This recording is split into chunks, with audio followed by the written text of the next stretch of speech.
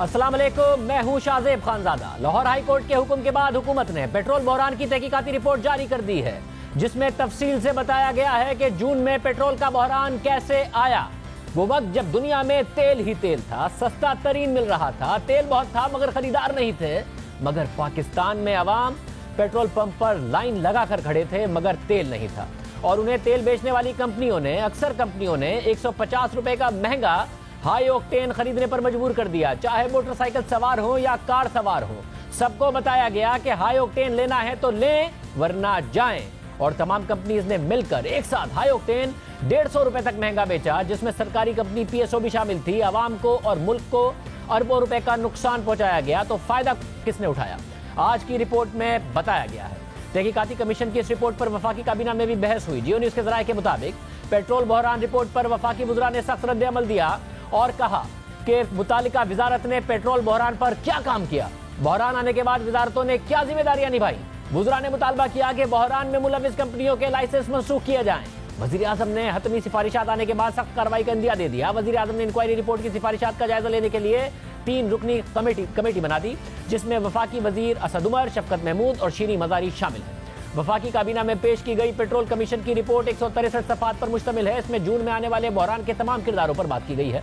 Report के मुताबिक वजारत petroleum वो अथॉरिटी है जिसका काम मुल्क में पेट्रोल मसनूआत की मौजूदगी को यकीनी बनाना है। वजारत पेट्रोलियम का यह काम था कि वो तेल बेचने वाली कंपनीज की जानिब से कम स्टॉक की निशानदही करती, उस पर नजर रखती, लेकिन वजारत इस हवाले से नाकाम रही है। तहकीकाती रिपोर्ट के मुताबिक तेल बेचने वाली कंपनियों की तरफ से जो 20 दिन तक का स्टॉक रखने का उसूल है, 90% कंपनियों ने उसकी खिलाफ वर्जी की। पीएसओ के पास भी फरवरी, अप्रैल और जून में 20 दिन से कम का स्टॉक मौजूद था। इन तमाम बेज़ाब्तियों का बारीकी से जायजा लेने की जरूरत है, लेकिन डीजी ऑयल की तरफ से कोई इकदाम नहीं किया गया जो शदीद गैर फालियत की निशानदही करता है। तहकीकाती रिपोर्ट के मुताबिक दूसरा अहम मामला यह है कि वजारत और डीजी ऑयल इस बात को यकीनी बनाने में नाकाम हुए कि ऑयल मार्केटिंग कंपनीज यानी तेल बेचने वाली कंपनियां फरवरी से अप्रैल तक मौजूदा स्टॉक उठाते। रिपोर्ट के मुताबिक तेल बेचने वाली कंपनियों ने लोकल रिफाइनरीज से बाकायदा कोटा लेने से इनकार कर दिया। तेल बेचने वाली कंपनियों की तरफ से इस खिलाफ वर्जी पर ना वजारत पेट्रोलियम ने तवज्जो दी और ना ही ओगरा ने तवज्जो दी। रिपोर्ट के मुताबिक तीसरा जो अहम मामला है वो वजारत दाखिला की तरफ से तेल की दरामद पर पाबंदी का फैसला है। 25 मार्च 2020 को वजारत पेट्रोलियम ने एक मुतनाज़े ऑर्डर जारी कर दिया और तमाम तेल बेचने वाली कंपनियों को हिदायत कर दी कि वो अपने इंपोर्ट ऑर्डर्स को मनसूख कर दें। रिपोर्ट के मुताबिक वजारत पेट्रोलियम के सेक्रेटरी की जानिब से 27 मार्च 2020 को जो समरी जारी की गई, उसमें कहा गया कि आलमी मार्केट में तेल की कीमतें गिरने की वजह से लोकल रिफाइनरीज के पास गुंजाइश से ज्यादा तेल जमा हो गया है। समरी में कहा गया कि इस चीज के पेश नजर ऑयल इंपोर्ट का जायजा लिया जाए ताकि लोकल रिफाइनरीज काम करती रहें। इसमें पाबंदी का जिक्र नहीं था और ना ही काबीना ने 27 मार्च के अपने इजलास में ऐसी किसी पाबंदी की मंजूरी दी थी। मगर 25 मार्च को डीजी ऑयल की तरफ से एक खत में कंपनीज को पहले से बुक कार्गोज को मंसूख करने की हिदायत कर दी गई। इस अमल के लिए सिर्फ वजारत पेट्रोलियम जिम्मेदार है। तहकीकाती रिपोर्ट के मुताबिक कोई भी आम आदमी ये बात समझ सकता है कि तेल की दरामदाद पर यह पाबंदी तारीख में सबसे कम तेल की कीमतों के वक्त पर की गई। इस मौके पर तेल की दरामदाद पर पाबंदी लगाना दानिशमंदी के खिलाफ था। रिपोर्ट के मुताबिक अगर वजारत पेट्रोलियम ने एहतियात से काम लिया होता तो वो लोकल रिफाइनरी से फरवरी से लेकर मार्च तक स्टॉक की मुंतकली को यकीनी बनाती और ऐसी पाबंदी की जरूरत ही ना पड़ती। मजीद ये कि अगर ऑयल मार्केटिंग कंपनीज का दरामदी कोटा बढ़ा दिया जाता तो मुल्क को ज़र मुबादला की मद में काफी फायदा पहुंचता। तहकीकाती रिपोर्ट के मुताबिक दरामद पर पाबंदी के नोटिफिकेशन और बाद में उसे वापस लेने से सप्लाई चेन मुतासिर हुई। अगर चीजों को बेहतर तरीके से डील किया जाता तो हुकूमत समेत कंपनीज और सार्फिन को भी फायदा पहुंचता। रिपोर्ट के मुताबिक दीगर कंपनियों की गफलत का सारा बोझ वजारत पेट्रोलियम ने सरकारी कंपनी पीएसओ पर डाल दिया। जून के महीने में पीएसओ को मजबूर किया गया कि वो महंगे दामों तेल दरामद करके कम कीमत पर फरोख्त करे, जिसकी वजह से पीएसओ को 7 से 8 अरब रुपए का नुकसान हुआ। यानी जो प्राइवेट कंपनियां थीं उन्हें फायदा पहुंचाया गया। उन्होंने तेल दरामद करके जखीरा करना शुरू कर दिया और जब हुकूमत ने तेल की कीमतें बढ़ाई तो महंगे दामों उसे फरोख्त करना शुरू कर दिया। मगर जो हुकूमत की अपनी कंपनी है उससे महंगे दामों दरामद कराया गया और सस्ते दामों फरोख्त कराया गया। प्राइवेट कंपनीज फायदा उठाती रहीं, जखीरा करती रहीं। दोनों सूरत में नुकसान हुकूमत और अवाम का हुआ, लेकिन फायदा प्राइवेट कंपनीज लेकर चली गई। रिपोर्ट के मुताबिक कोई भी दलील इस फैसले की वजह से पड़ने वाले असरात का इजाला नहीं कर सकती, जिसकी वजह से जून में पेट्रोल के बहरान का पैदा होना भी शामिल है। तहकीकाती रिपोर्ट के मुताबिक वजारत पेट्रोलियम स्ट्रेटेजिक स्टोरेज को तैयार करने में नाकाम हुआ। आलमी मंडी में तेल की कीमतें गिरने से पाकिस्तान को बहुत फायदा पहुंचता अगर उसके पास स्ट्रेटेजिक स्टोरेज की सलाहियत मौजूद होती। स्ट्रेटेजिक स्टोरेज की वजह से भारत ने बहुत फायदा उठाया और आलमी मंडी में तेल की कीमतें गिरने के बाद उसने अपना स्टोरेज भर दिया, जिसमें कमर्शियल और स्ट्रेटेजिक पेट्रोलियम रिजर्व्स भी शामिल हैं और भारत ने 50 मिलियन बैरल्स की फ्लोटिंग स्टोरेज भी रखी। तहकीकाती रिपोर्ट के मुताबिक आलमी मंडी में मार्च और मई के महीने में तेल की कीमतें तारीखी गिरावट का शिकार थीं और जून के महीने में पाकिस्तान में पेट्रोल का बहरान पैदा हो गया। ये एक ऐसी अफसोसनाक कहानी है जिसमें एक मौके को, एक अपॉर्चुनिटी को बहरान में बदल दिया गया। यानी रिपोर्ट कह रही है कि एक मौका था, पाकिस्तान के पास एक अपॉर्चुनिटी थी, मगर उसे एक बहरान में बदल दिया गया। रिपोर्ट के मुताबिक ओगरा ऑयल मार्केटिंग कंपनीज के लिए एक ब्रीडिंग ग्राउंड बन गया है, जिनकी तादाद 66 हो गई है। ये कंपनियां गैर कानूनी लाइसेंसेस हासिल करती हैं, जरूरी स्टोरेज फैसिलिटीज को डेवलप नहीं करती हैं। कुछ कंपनियों ने तो मई और जून में तेल दरामद करके उसकी जखीरा अंदोजी की और जब हुकूमत ने तेल की कीमतों में इजाफा किया तो फिर उन्होंने सप्लाई बहाल की और आम आवाम को उनके फायदे से महरूम कर दिया गया। तहकीकाती रिपोर्ट के मुताबिक दुरुस्त फैसला ना करके ओगरा ने बदनामी हासिल की और वजारत पेट्रोलियम इस हवाले से ओगरा की तरह जिम्मेदार है।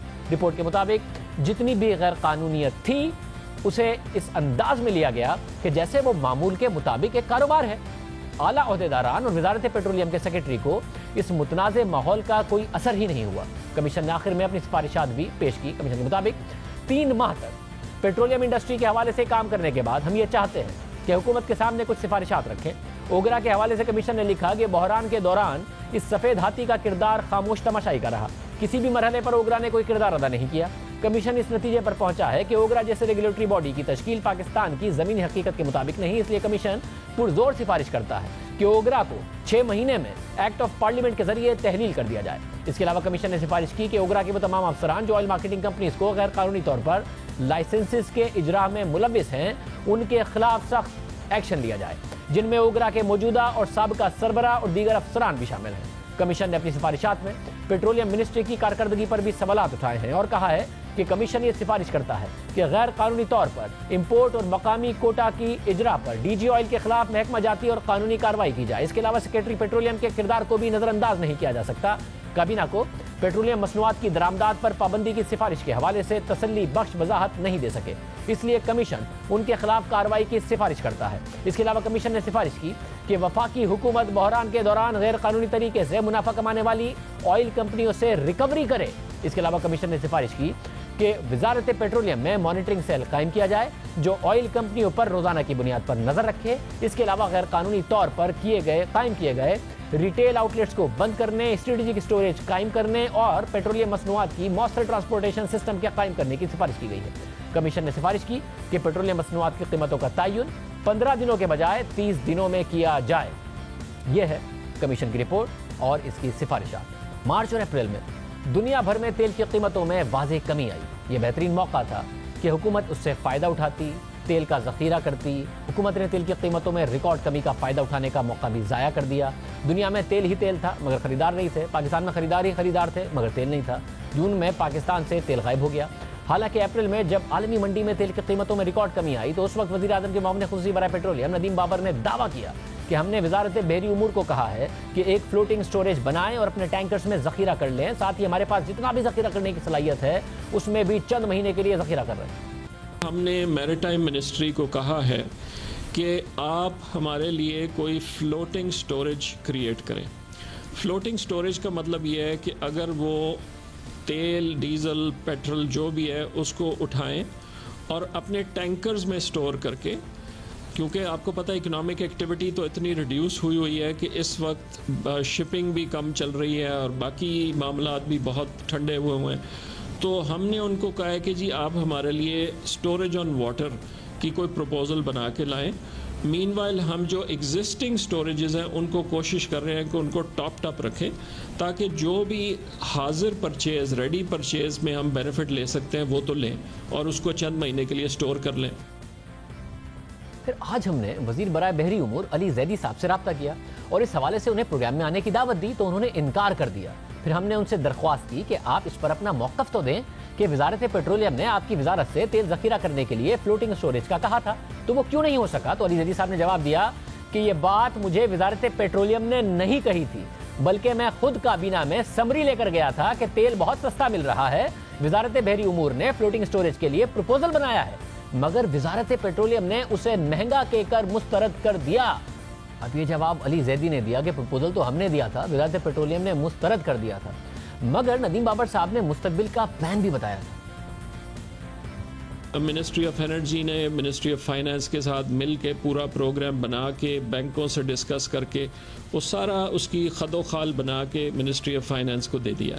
मिनिस्ट्री ऑफ फाइनेंस बैंकों के साथ कांस्टेंट कम्युनिकेशन में, इंटरनेशनल बैंकों के साथ जो ये काम करते हैं। इन सब चीज़ों में मौका बड़ा कम होता है आपके पास, आपको क्विक एक्शन करना होता है, कहीं अपॉर्चुनिटी आपके हाथ से न निकल जाए तो। और फिर ये हमें अगर स्टोरेज बनाना है, फ्लोटिंग स्टोरेज बनाना है, जो कुछ भी करना है, हमें चंद दिनों में 1-2 हफ्ते के अंदर इसको किसी जगह पे ठिकाने लगाना चाहिए। मैं आपको ये तसल्ली दिलाना चाहता हूँ कि अगले हफ्ते, 2 हफ्ते, मैक्सिमम 3 हफ्ते में फाइनेंस डिपार्टमेंट इसको इन प्लेस कर देगा। ज़्यादा 3 हफ्तों को कहा गया, मगर इसके 7 हफ्ते के बाद हमारे पास जब मुशीर ख़जाना आए तो हमने उन्हें याद दिलाया कि पहले ही तेल की कीमतें संभलना शुरू हो गई हैं, दुनिया की मईशतें खुलेंगी और हाथ से निकल जाएंगी। तो उन्होंने क्या कहा, जरा देखिए, तेल की कीमतें कम है मगर दुनिया की मईशतें खुलेंगी, वापस ऊपर चली जाएंगी, ऑलरेडी ज़रा संभली हैं। हेजिंग के हवाले से, फ्यूचर में बाइंग के हवाले से क्या सोचा है हुकूमत ने अभी तक? जी देखें, ये तो एक once in lifetime opportunity इस वक्त आई है और ये कोई भी नहीं कह सकता कि ये जो कीमतें हैं ये किस हद तक इस लेवल पे बरकरार रहेंगी, क्योंकि अगर सारी दुनिया की इकॉनमीज़ दोबारा उठने जा रही हैं या उठना शुरू हों चंद महीनों के बाद, तो उसकी जो ट्रेजेक्ट्री है या उसकी जो रफ्तार है कोई प्रिडिक्ट नहीं कर सकता। हमने ये फैसला किया है कि हम हेजिंग का कोई निज़ाम अडॉप्ट करेंगे। तो इसमें खानज़ादा साहब, कुदरती बात है कि फ़ी भरनी पड़ती है और हमें देखना ये है कि वो जो बैलेंस है फ़ी भरने का जो कि फ़िक्स्ड है और ये जो बेनिफिट है ये इंश्योरेंस पॉलिसी के तौर पे है, उसमें बैलेंस कहाँ पे है। तो आने वाले 2-4 हफ्तों में ये बात ईसीसी में पेश होगी और इस पे कोई हतमी फैसला होगा। फिर इसके 6 हफ्ते बाद, इस इंटरव्यू के 6 हफ्ते के बाद, मामले खुसूसी बराए पेट्रोलियम नदीम बाबर साहब ने बताया कि पाकिस्तान ने सारे सौदे बढ़ती हुई कीमतों पर ही किए हैं, इसलिए डोमेस्टिक मार्केट में कीमतें बढ़ाई जा रही हैं, यानी जो भी प्लान था उस पर अमल नहीं किया गया। 18 मई को पीएसओ ने $21 बैरल के हिसाब से तेल का कार्गो खरीदा। 28 मई को ये बढ़ के $31.27 हो चुकी थी और 20 जून को ये $44.54 थी। समझ लें आप, महीने डेढ़ के पीरियड में ये तकरीबन 112% जैसे उमर भाई ने कहा बढ़ चुकी है। अब इस तनाजुर में मैं आपको जो इंक्रीज हुआ है 25 रुपये का पेट्रोल में और 21 रुपये का डीजल में, उसको शामिल करने के बाद पेट्रोल की प्राइस हमारी इस वक्त 100 रुपये है। सिर्फ यही नहीं, तेल बेचने वाली कंपनियों ने आवाम को महंगा हाई ऑक्टेन बेचा, वो भी 150 रुपये फी लीटर। जो मोटरसाइकिल में तेल भरवाने जाता तो पेट्रोल पंप पर कह दिया जाता कि पेट्रोल ख़त्म हो चुका है, हाई ऑक्टेन लेना है तो ले लो। और सारी कंपनीज ने मिलकर हाई ऑक्टेन की कीमत भी 150 रुपये तक रखी। पीएसओ जो सरकारी कंपनी है उसने भी प्राइवेट कंपनीज का साथ दिया और नदीम बाबर साहब ने ये बात हमारे इंटरव्यू में तस्लीम की। हुकूमत हर बात माफियाज पर डाल देती है, उमर अयूब साहब ने भी कह दिया माफिया हैं, मगर माफियाओं से लड़ना हुकूमती का काम है, आवाम को उनसे महफूज रखना। एक पूरा पैटर्न नजर आ रहा था पिछले 8-10 दिन में, और जो मीडिया पर रिपोर्ट हो रहा था, सोशल मीडिया पर नजर आ रहा था कि शॉर्टेज पैदा हो रही है और जो इस वक्त पेट्रोल पंप्स हैं वो हाई ऑक्टेन महंगा बेच रहे हैं। और अगर कोई नॉर्मल पेट्रोल लेने भी आए तो उसको कहते हैं कि जी नॉर्मल पेट्रोल तो नहीं है, हाई ऑक्टेन डलवाना है तो डलवा लो, और हाई ऑक्टेन डाल रहे हैं। उसमें मसला ये कि वो ठीक है, हाई ऑक्टेन एक डीरेगुलेटेड प्रोडक्ट है, जब आपने पेट्रोल सस्ता किया तो उन्होंने वो महंगा रखा, वो महंगा रख सकते हैं, मगर डीरेगुलेट किया जाता है कंपटीशन के लिए, कार्टेलाइजेशन के लिए नहीं। और कार्टेलाइजेशन से बचाना आवाम को हुकूमत का काम है, आप लोगों ने नहीं बचाया। पीएसओ हुकूमती इदारा है, वो भी साथ मिल गया और ये महंगा बेचते रहे कार्टेल बना के और आवाम की जेब से पैसे निकालते रहे और कुछ नहीं किया हुकूमत ने। आप 100% दुरुस्त बात कर रहे हैं कि ये अनरेगुलेटेड प्रोडक्ट है, लेकिन अनरेगुलेटेड का मतलब कार्टेलाइजेशन नहीं है। अगर 5-6 कंपनियां HOBC सप्लाई करती हैं और सारी मिलके एक ही कीमत तय कर लेती हैं तो इस पे कंपटीशन कमीशन को एक्शन लेना पड़ेगा। हम इस पे ऑलरेडी इंक्वायरी शुरू कर चुके हैं। चूँकि PSO हमारी अपनी कंपनी थी, स्टेट की आप समझ लें, although it's a listed independent company, हमने इमीडिएटली उनको नोटिस भेजा कि आप हमें बताएं कि प्राइसेस नीचे आई हैं, तो आपने HOBC को एडजस्ट क्यों नहीं किया। और आपने देखा होगा कि उसके 1-2 दिन बाद PSO ने HOBC को 15 रुपये कम कर दिया। अगर अब बाकी नहीं करती, इसकी हम मिनिस्ट्री के लेवल पे बिल्कुल इंक्वायरी करेंगे, मगर कुछ नहीं किया गया। दूसरी तरफ हम सितंबर से देर से LNG ऑर्डर करने का मामला उठाते रहे और ये बताते रहे कि कीमतें बढ़ रही हैं, वजारत पेट्रोलियम वक्त पर फैसले नहीं कर रही है, मगर वजारत पेट्रोलियम इनकार करती रही, हम पर ही तनकीद करती रही। मगर अफसोस की बात है कि वही हुआ जिसका डर था। चंद माह पहले सस्ती LNG मिल रही थी मगर खरीदार नहीं थे। अब पाकिस्तान खरीदार है और LNG के सप्लायर्स नहीं हैं, महंगे रेट पर भी नहीं है। जब पाकिस्तान ने 10 दिसंबर को जनवरी के सौदों की बिड्स खोली तो शुरू के 20 दिन कोई सप्लायर नहीं मिला। आखिर के 10 दिनों में कतर के अलावा 20.5% से 34% के रेट पर सप्लायर्स आए।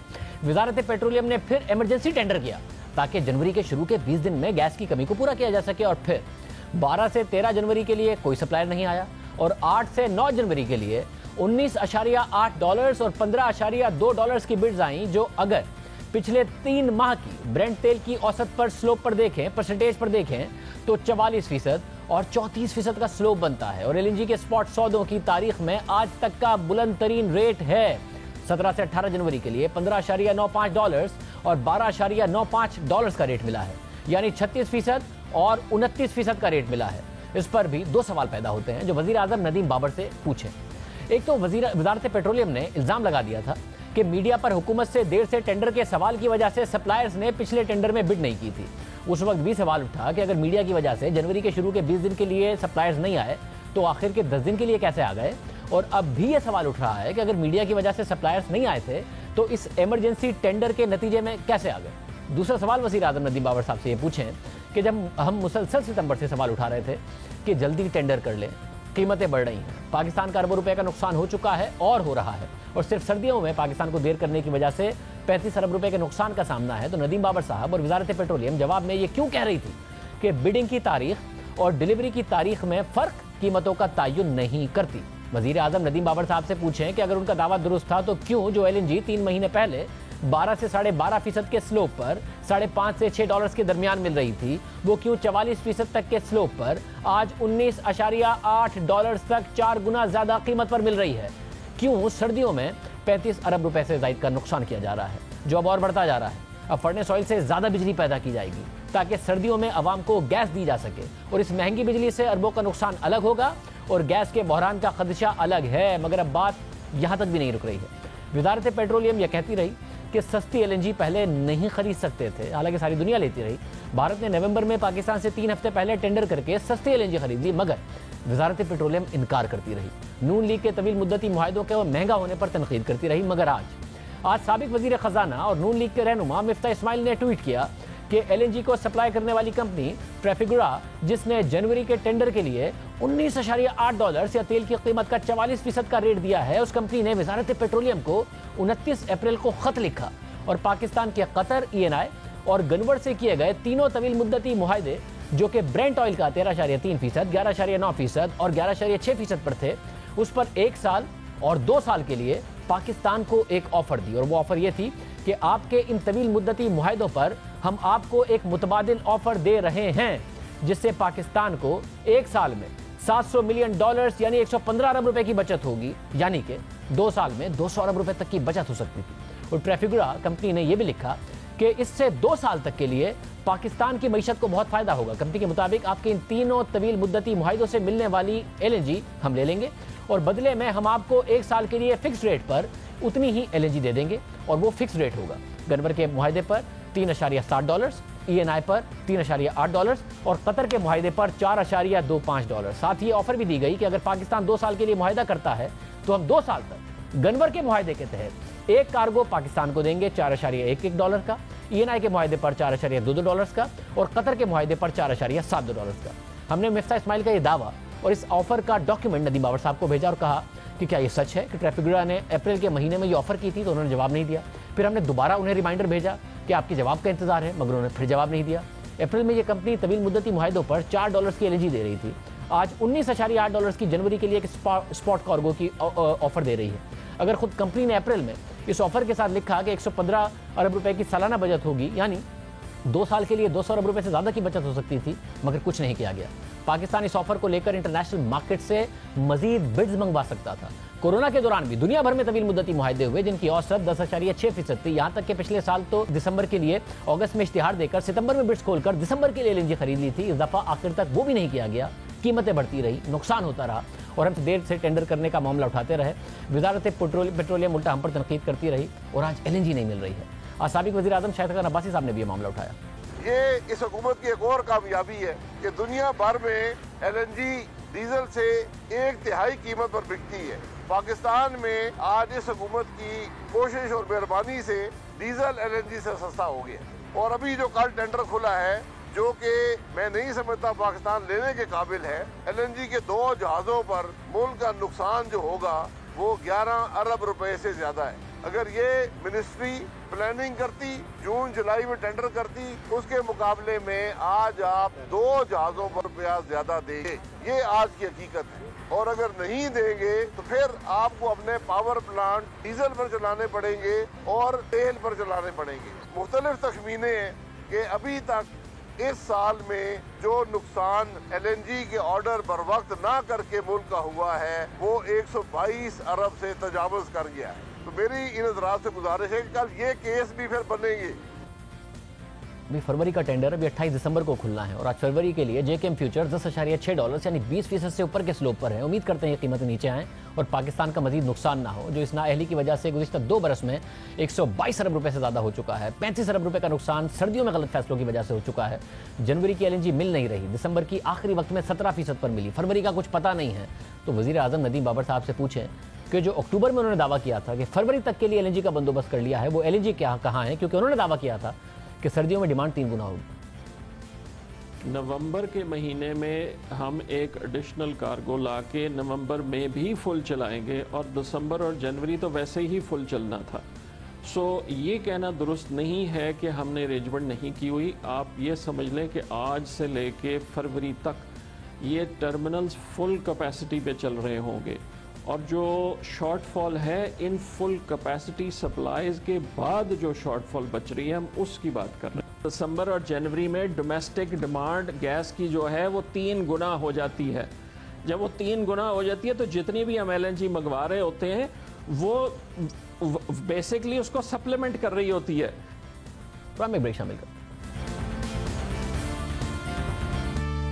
ऑपोजिशन ने डेडलाइन दी है कि हुकूमत 31 जनवरी तक मुस्ताफी हो जाए, वरना 1 फरवरी को PDM के सरबराही इजलास में लॉन्ग मार्च की तारीख का ऐलान किया जाएगा और इस्तीफों के साथ इस्लामाबाद आएंगे। मगर हुकूमत ने न सिर्फ ऑपोजिशन की डेडलाइन को मुस्तरद कर दिया है, बल्कि सेनेट इंतखाबात से मुताल्लिक भी अहम हिकमत अमली तैयार कर ली है। आज के वफाकी काबीना के इजलास में फैसला हुआ है कि सेनेट इंतखाबात मार्च के बजाय फरवरी में कराए जाएंगे, वो भी शो ऑफ हैंड्स के जरिए।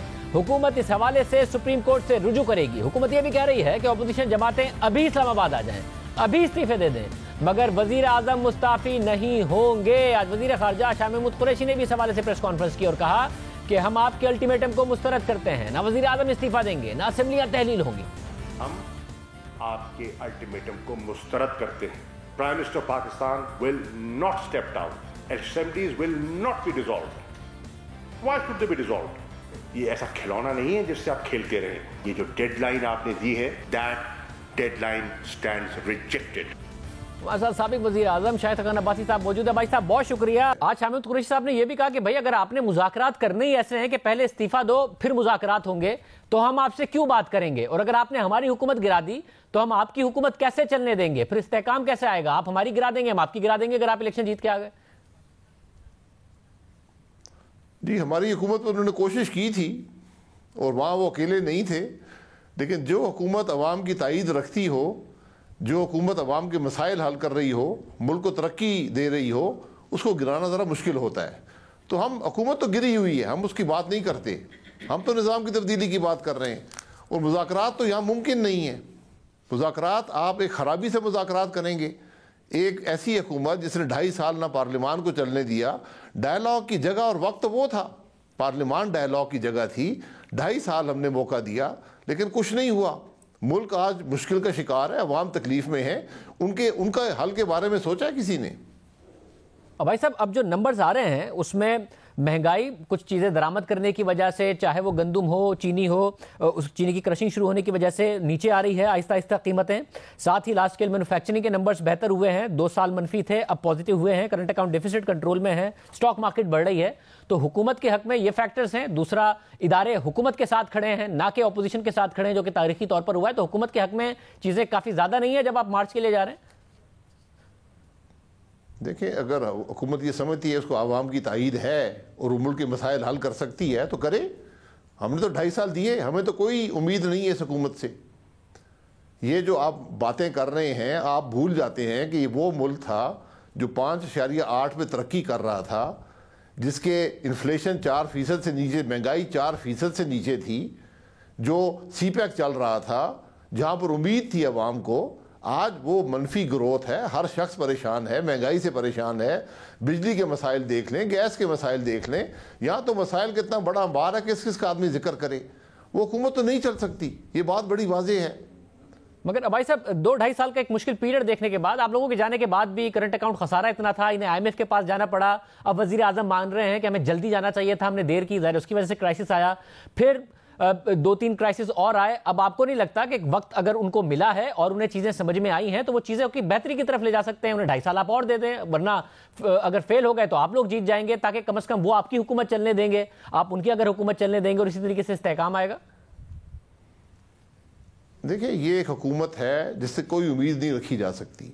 इस हुकूमत के मामलात आपके सामने हैं, इस हुकूमत के काम आपके सामने हैं।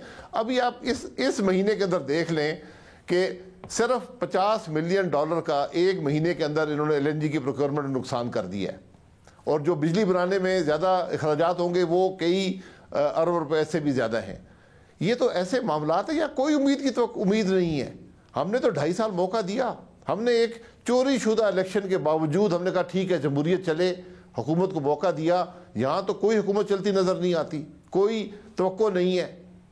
ये जो बातें हैं जी, करंट अकाउंट डेफिसिट ख़त्म हो गया, बिल्कुल ख़त्म हो गया, तरक्की ख़त्म हो गई। जिस मुल्क में तरक्की ना हो, जिस मुल्क के अंदर कोई ग्रोथ ना हो सके, वहाँ करंट अकाउंट ख़त्म हो जाता है। करंट अकाउंट डेफिसिट जो होता है वो ग्रोथ की निशानी होती है, उसको मैनेज किया जाता है। आप फिजिकल डेफिसिट देख लें, रिकॉर्ड सतह पे हुकूमत बोरो कर रही है। ये कर्जे कौन अदा करेगा?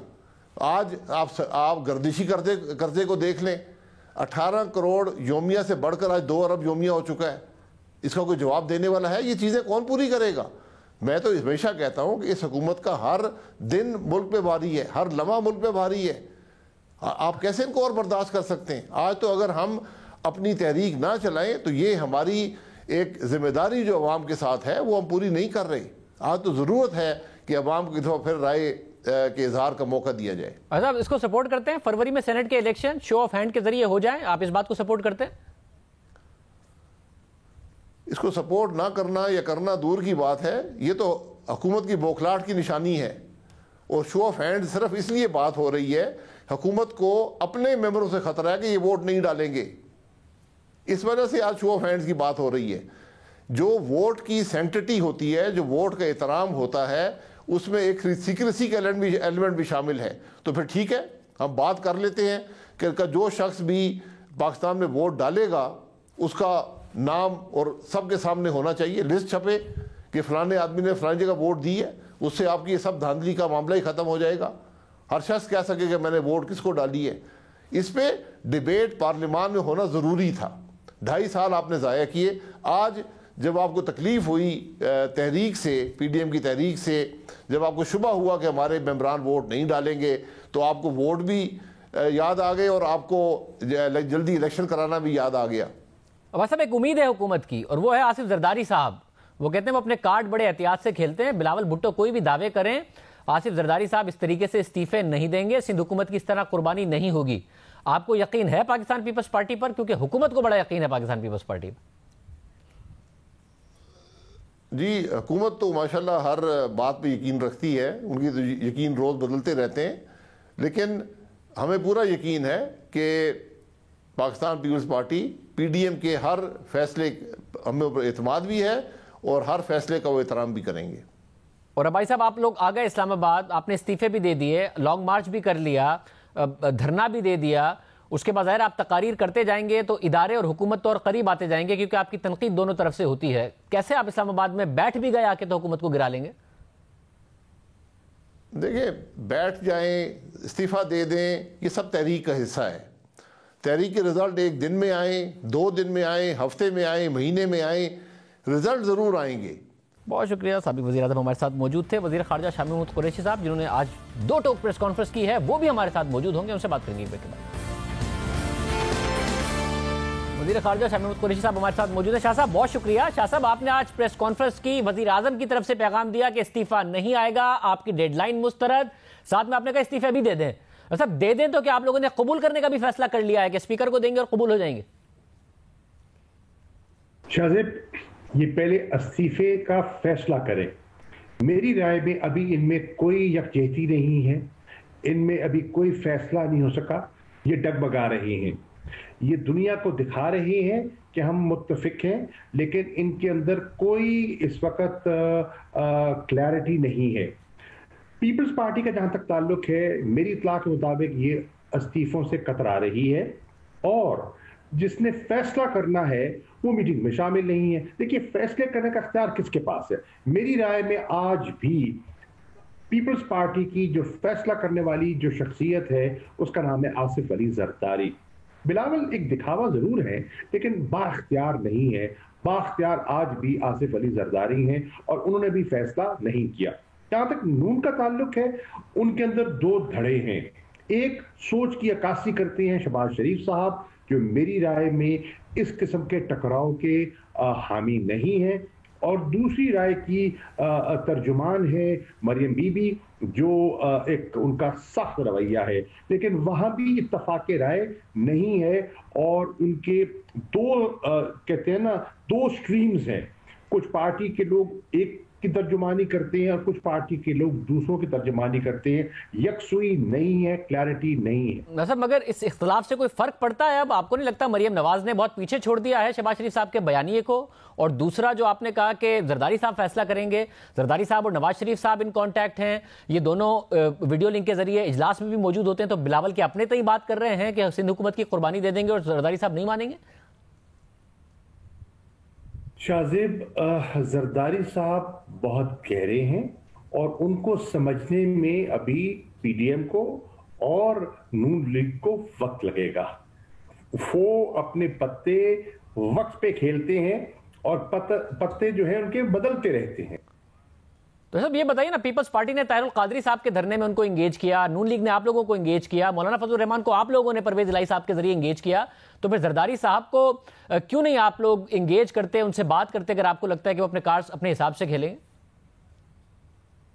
हम आज भी कहते हैं, मैं आज भी कहता हूं, वजीर आजम इमरान खान साहब ने कहा है कि जाती नैब के केसेस से हटकर, अपने पर्सनल इश्यूज से हटकर, एनआरओ की ख्वाहिश से हटकर अगर नेशनल इश्यूज पर, मिसाल के तौर पे इलेक्टोरल रिफॉर्म्स हैं, मिसाल के तौर पर महंगाई पे बात करना चाहते हैं, सूबाई खुद मुख्तारी का मसला है, नेशनल फाइनेंस अवार्ड की बात है, और जो नेशनल इश्यूज हैं, आइए बैठ के बात करने को तैयार है। आप नेशनल इश्यूज टेबल कीजिए, बताइए, हम बैठ के बात करने को तैयार है। लेकिन अगर आप कहें कि बात सिर्फ तब होगी जब हमारे केसेस का फैसला होगा, बात तब होगी जब हमें रिलीफ मिलेगा, बात तब होगी जब आप स्टेप डाउन करेंगे, बात तब होगी जब असेंबली को डिसॉल्व करेंगे, तो ये मुमकिन नहीं है। वैसे मगर फिर एक ऐसी सूरत हाल होगी, अगर आपने इनको लॉन्ग मार्च को, इनकी स्ट्राइक्स को रोकने की कोशिश की तो तसादम हो जाएगा, इस्लामाबाद आने दिया तो फिर लॉ एंड ऑर्डर का मसला आपके लिए क्रिएट हो जाएगा। तो आप कैसे इस मामले को डील करेंगे? क्या सोचा है हुकूमत ने? पहली बात तो शाहजेब ये है कि लॉन्ग मार्च पे भी अभी मुकम्मल फैसला नहीं हुआ, हिचकिचाहट है। आज भी देखें क्या फैसला हुआ। जो लाहौर में नशिस्त हुई उस पर तय क्या हुआ? तय यह हुआ कि पहली फरवरी को इजलास होगा, मुशावरत होगी और हम लॉन्ग मार्च की डेट देंगे। आज है 15 दिसंबर, पहली फरवरी, जरा फासला देखिए और आप इनकी संजीदगी देखिए। नंबर 1 फैसला है कि इस्तीफे देंगे। किसको देंगे?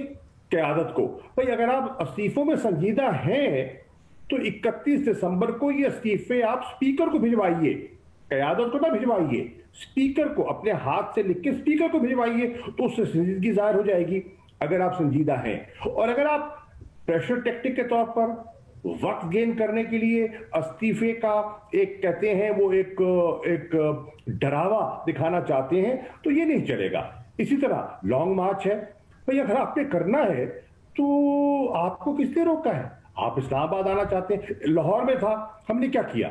लाहौर में हमने कोई रुका, हमने कहा मत करो, कोरोना की सूरत हाल बिगड़ चुकी है, लोगों को मुतासर करेंगे, इंसानी जान को खतरे में डालेंगे, मत करो। हमारी बात नहीं सुनी, अपनी जिद पे कायम रहे, हो गया। हमने कोई कंटेनर, कोई रुकावट, कोई रास्ते में रुकावट नहीं खड़ी की, हो गया। जलसा क्या हुआ?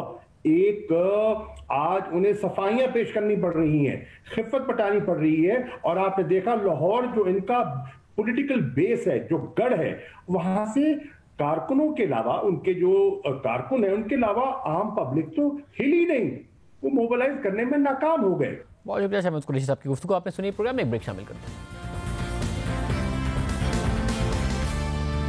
पाकिस्तान के इंडस्ट्रियल सेक्टर के हवाले से एक और मस्बत खबर सामने आई है। लार्ज स्केल मैन्युफैक्चरिंग में बेहतरी का सिलसिला जारी है। रवा माली साल के इब्तिदाई 4 माह में लार्ज स्केल मैन्युफैक्चरिंग की पैदावार में इजाफा सामने आया है। पाकिस्तान ब्यूरो ऑफ स्टैटिस्टिक्स के जारी करदा अदाद-ओ-शुमार के मुताबिक रवा माली साल के इब्तिदाई 4 माह में लार्ज स्केल मैन्युफैक्चरिंग में 5.5% का इजाफा सामने आया। और अगर रवा साल अक्टूबर का गुज़िश्ता साल अक्टूबर के से मुवाजना करें तो लार्ज स्केल मैन्युफैक्चरिंग में 6.7% का इजाफा हुआ है। रवा माली साल के इब्तिदाई 4 माह में लार्ज स्केल मैन्युफैक्चरिंग में तरक्की को हुकूमत और वफाकी वज़रा की जानिब से सराहा जा रहा है। इस हवाले से वफाकी वज़ीर मनसूबाबंदी असद उमर ने ट्वीट किया और कहा कि मुआशी बहाली की रफ्तार में तेज़ी से सनती नमू में तेज़ी आती है। गुज़िश्ता साल के मुकाबले में जुलाई से अक्टूबर के महीने में लार्ज स्केल मैन्युफैक्चरिंग में 5.4% का इजाफा हुआ है।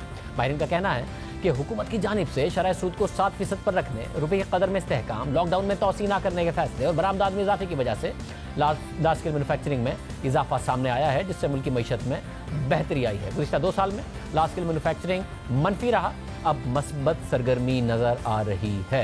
इजाज़त दीजिए, अल्लाह।